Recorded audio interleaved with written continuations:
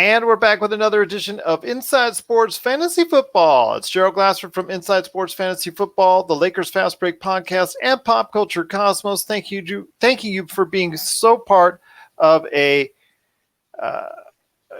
you for being part of the show this evening. Sorry, I got a message there. But it wouldn't be an Inside Sports Fantasy Football without my good friend. He's from Inside Sports. You got to catch out all the stuff he's doing today at Chris L Sports on Twitter. It is a good man indeed. It is Chris Lardieri. And Chris, finally glad to have you back on to the show.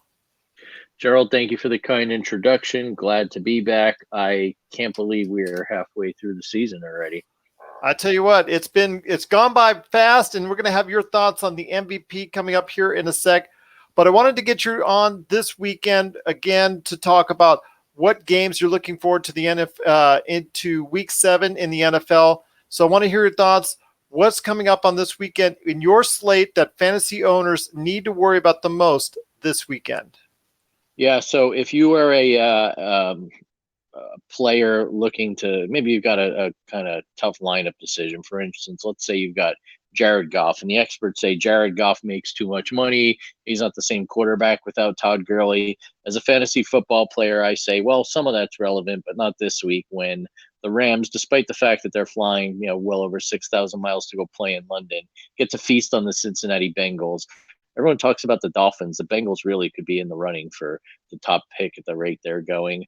I think the Rams will just feast on that Cincinnati defense. A couple other ones on both sides of the ball I'm looking forward to. Packers and Chiefs. Even if Patrick Mahomes doesn't play, which I'm guessing he won't, I think Matt Moore, we've seen it before, he's a serviceable backup. He put up some points against the Denver D last Thursday night. I think that could potentially be a shootout. So I would definitely have all your Chiefs and Packers wide receivers in the lineup. We all know that Aaron Rodgers is a must start every week, but I think even if you go down the list, MVS, I continue to forget how to say his name with the Packers, might be a nice sleeper flex play as the Chiefs don't appear to be playing much defense this season. And then two, I would take a look at the Thursday night game. I know the Redskins put up a nice front and held the 49ers, the undefeated 49ers, by the way, to 9 points. That was more a function of the downpour in DC and the fact that the 49ers are just going to run the ball and run the clock out. I think with the way the Vikings have kind of turned things around, Kirk Cousins could be a nice spot start. Definitely Diggs and Thielen. Cook's always a start every week. But I think they could really light up the Redskins, a team that's in disarray and coming on a short week. Could bode well for your Vikings players. Well, you didn't mention one thing that I know is very important for fantasy football owners, and that is Drew Brees is back in the lineup. Looks like he is targeting this Sunday to be against the Cardinals. He's going to be coming back a little bit sooner than I think a lot of people were expecting. It hasn't held up the Saints at all because they're still playing extremely well at this point. I believe they're 6-1 if memory serves. So it looks like it's going to be another great weekend. So anybody relating to who did well under Drew Brees, as far as any of the running backs, wide receivers, tight end, that was a consistent target for Drew Brees before the injury, needs to be a priority on your starting lineup. Yeah, and I know this kind of seems obvious, but Michael Thomas, I know he got targeted with Bridgewater in the starting lineup, but his value is going to go up immensely now. We know Brees loves throwing to him. Brees definitely has the ability to throw better than Bridgewater. Nothing against him, even with a banged up hand. We know Brees is definitely going to target Thomas, and I think that that opens up the offense in general. I think he'll spread the ball around, and let's not forget, unless you're the New York Giants, teams pretty much feast on that Arizona defense. So it's a good week for him to return. Yes, it is. It is going to be it's going to be a good game for him. I can tell coming back into the lineup against that Cardinals defense. Hopefully Kyler Murray can keep on this hot streak and also perform for fantasy football owners because he has been a hot commodity as of late. I want to hear your thoughts as well on some of the other matchups maybe that are out there, including Carolina at San Francisco. Do you think Carolina has a chance against that vaunted San Francisco defense? I do. From a football perspective, I think they got a shot to win the game. Kyle Allen, I know he's one of the great stories filling in for Cam Newton, but that that's a tough game to begin with, to go to the opposite coast and going up one of the best defenses in the NFL right now. From a fantasy perspective, I wouldn't expect much from Allen. The Panthers win this game, I'm guessing they'd have to control the ball, and Christian McCaffrey in a homecoming of sorts, coming back to the Bay Area. He played his college ball at Stanford. Um, it'll be interesting to see. I mean, I've got McCaffrey in one of my leagues. You're gonna have to start him regardless, because even if he gets shut down the whole game, he's got the potential, whether it's a pass out of the backfield or breaking off a long run, to get you a touchdown. So I would definitely play him. I think it's one of the most compelling games from a football fan to watch this weekend. But on the flip side, 49ers just traded for Emmanuel Sanders. While I like the move, I don't know if Sanders is a must start this particular week, just coming into Kyle Shanahan's offense kind of new. But I do think at the very least, the running backs would be a good start in this game. Could be a low scoring ball control type of game. And who knows, you may get yourself a cheap touchdown. We'll see what happens. But I do think if you are a McCaffrey owner, definitely start him. If you do have Sanders, hold on to him. I think he's got value longer term in the second half of the season. And do you think for the Titans game, which is also coming up this weekend, as they're playing the Tampa Bay Buccaneers, do you think Ryan Tannehill is a go for fantasy football owners? I do, especially if you got someone on a bye week. If you've got like a Dak Prescott, for instance, I think he'd be a good spot starter. Tampa Bay's been up and down all year. I think what they did against the Chargers this past Sunday, a brutal loss by the LA/San Diego Chargers, I might add.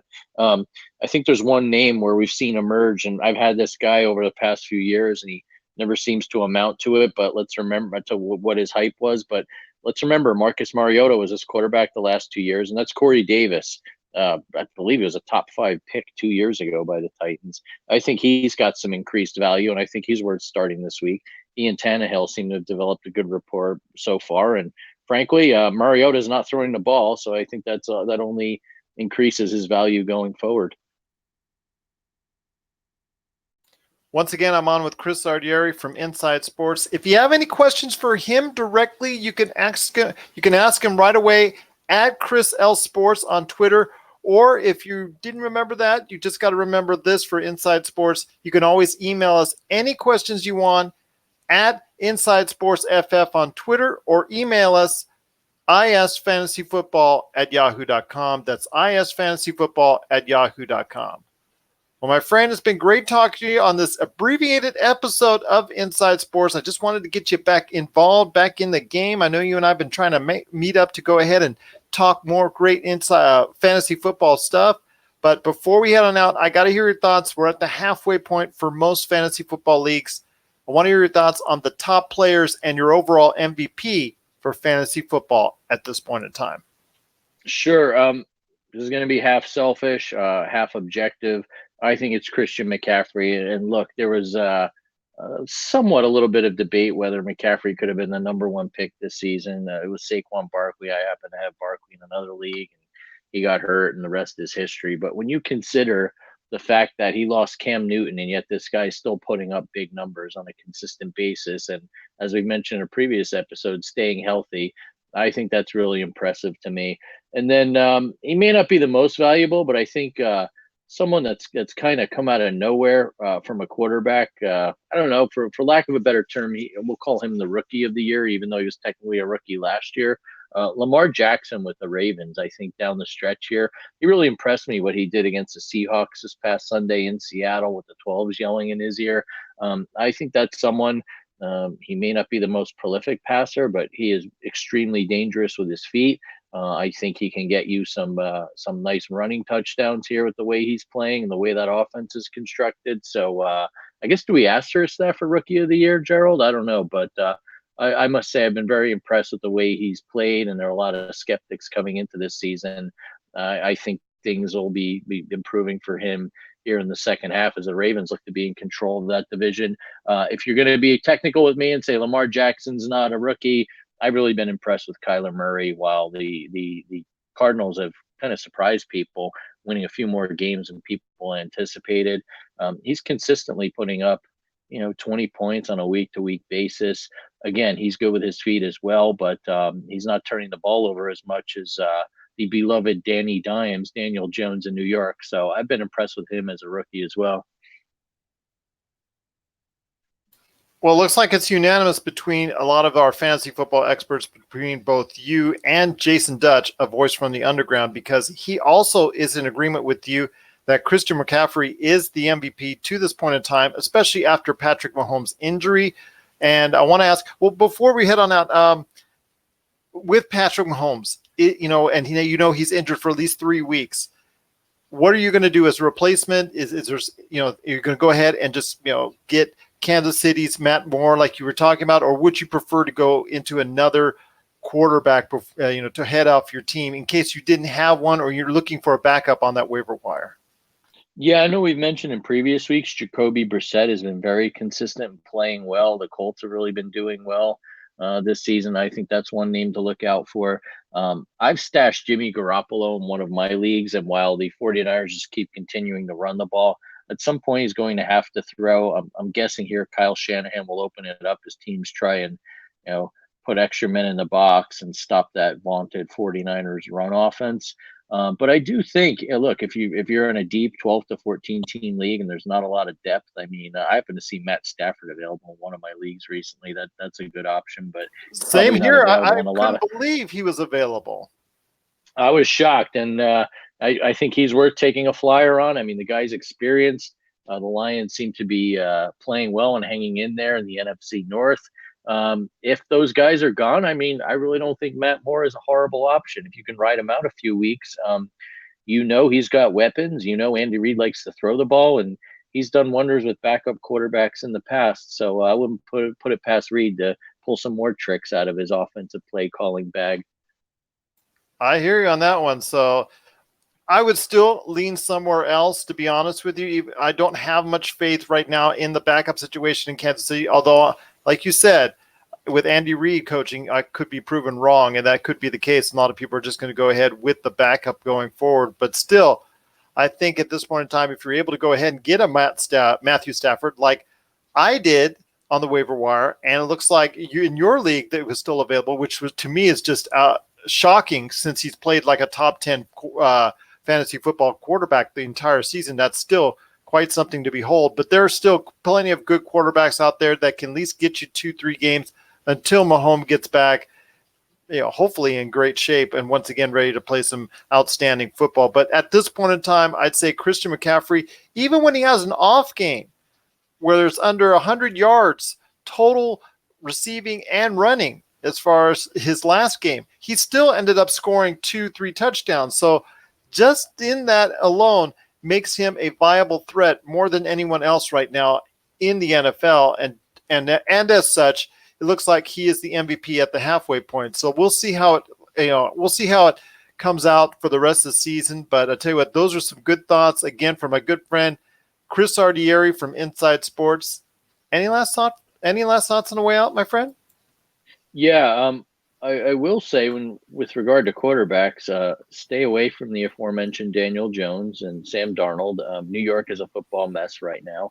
And then too, I would really try and stay away from teams that match up with the Patriots. I know this seems very obvious. I heard something interesting today that apparently Bill Belichick has been calling the defensive plays in New England, and we know dating back to his days with the Giants, a head coaching stint with the Browns, and then back as a coordinator with the Jets. This guy is a phenomenal defensive coach. I know the Patriots haven't had a very tough schedule, but whoever they play, they are just completely locking them down. And I don't think that bodes well for any owners of Browns players this week. I'm making sure, for instance, Jarvis Landry's on my bench. Wouldn't expect a heck of a lot out of OBJ either. So proceed with caution when you're going up against the Patriots. That's right, my friend, because they are right now playing at a level better than anyone else, especially from a defensive standpoint, from fantasy football that's concerned. From a fantasy football standpoint, that's for sure, because they've far exceeded anyone's expectation from a defensive side of the ball. They consistently are scoring at a high level each and every week, especially on the defensive end, which makes it even crazier. Not to mention what Brady or any of the receivers or Sonny Michel, any of those type of individuals that are doing out there, it looks like it's Patriots all the way right now, and their schedule doesn't look a whole lot tougher. Maybe a couple bumps in the road. We'll have to wait and see, but right now it is looking like it's going to be a good rest of the year for fantasy football owners once Patrick Mahomes comes back, and I just can't wait to see more of it. I'll tell you what, my friend, it's just been great talking to you in an abbreviated version of our show. I cannot thank you enough for coming on. Finally glad we could go ahead and mesh as well on our schedules to go ahead and talk more fantasy football this week as we head into week 8 of the NFL. My pleasure. Thanks again for having me. All right, my friend. Always great talking to you and always great having you a part of Inside Sports Fantasy Football.